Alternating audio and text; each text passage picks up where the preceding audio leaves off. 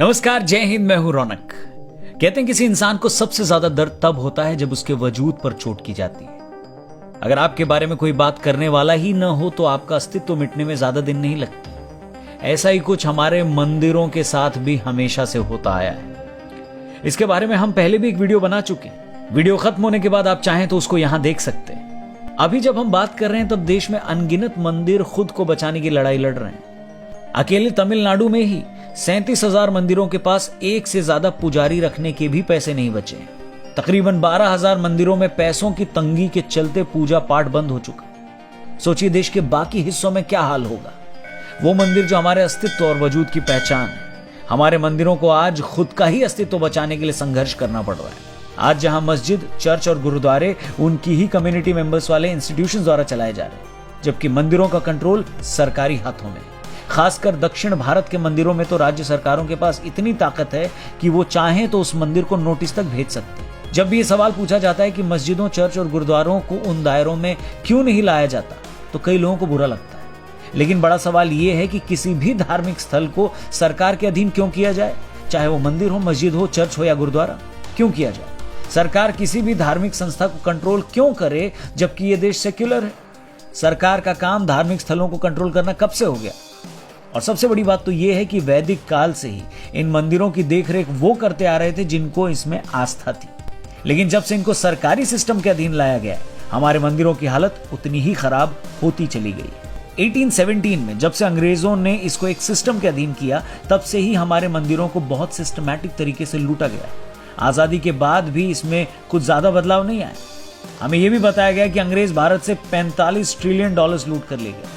अब इसमें से ज्यादातर तो हमारे मंदिरों का खजाना ही था, क्योंकि हमारे मंदिर सिर्फ एक रिलीजियस सेंटर पॉइंट्स नहीं थे, बल्कि हमारे कल्चर और आर्किटेक्चरल एक्सीलेंस के सबूत थे। सिर्फ तमिलनाडु में ही 1986 से लेकर 2005 तक हमारे मंदिर 47,000 एकड़ जमीन खो चुके हैं। सरकारी आंकड़ों के हिसाब से पिछले 25 सालों में 1200 दुर्लभ मूर्तियां चोरी हो चुकी।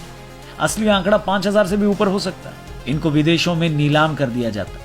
इसलिए बड़ा सवाल यह है कि जब आपकी देखरेख में ये सब हो रहा है, तो क्यों नहीं मंदिरों का कंट्रोल भक्तों के हाथ में दिया जाता। कुछ लोगों का तर्क यह है कि राजा महाराजाओं के टाइम में भी तो ये मंदिर को राज शासन के अधीन आते थे, जबकि ये पूरी सच्चाई नहीं है। उस दौर में भी मंदिर की देखरेख के लिए स्थानीय लोग ही दान करते थे, लेकिन वो एडमिनिस्ट्रेशन एकदम अलग था, वो सोच अलग थी। आज की दुनिया से उसका कोई लेना देना नहीं। आजाद भारत के अंदर तर्क ये भी दिया जाता है कि मंदिरों के पास इतना सोना है, सरकार को क्यों नहीं दे दिया जाता। इससे देश की इकोनॉमी बढ़ेगी और तरक्की होगी। जबकि वो लोग ये भूल जाते हैं कि इसी देश के अंदर हर महीने लोग करोड़ों रुपए सिर्फ शराब पीने में उड़ा देते हैं। 2019 में 348 बिलियन का लोग सिर्फ सुट्टा फूंक गए। भाई साहब, जब फूंकने में इतना पैसा उड़ा रहे हो तो वही ज्ञान खुद पर अप्लाई क्यों नहीं करते अंकल। कहने का मतलब बस ये है कि एक देश जहां सबको बराबरी के अधिकार हैं, वहां पर अपने संस्कृति के प्रतीक चिन्हों के ऊपर सरकारी नियंत्रण क्यों। हम थैंक यू बोलना चाहेंगे सदगुरु को, सदगुरु जग्गी वासुदेव, जो कि ईशा फाउंडेशन के संस्थापक हैं, जिन्होंने इस मुहिम को इतने बड़े तरीके से चलाया और लगातार सवाल भी कर रहे हैं कि क्यों मंदिर हैं सरकार के अधीन। और आप ही बताइए, हमारे इतिहास की रक्षा हमें स्वयं करनी है या नहीं।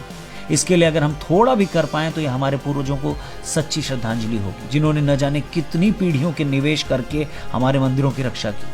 क्योंकि हमारे मंदिर सिर्फ एक बिल्डिंग नहीं है, बल्कि वर्षों की हमारी तपस्या का प्रतीक चिन्ह है। आइए हम सब अपने इतिहास की रक्षा करें, क्योंकि जो देश अपना इतिहास भुला बैठता है, तारीखें भी उसको भूलने में देर नहीं लगाती। जितने भी वॉलंटियर्स, जितने भी लोग इस मुहिम में हैं, हम उन सबको थैंक यू बोलते हैं और नमन करते हैं। जितना हो सके ये वीडियो शेयर करें। अपना ख्याल रखें। जल्दी मिलते हैं। जय हिंद।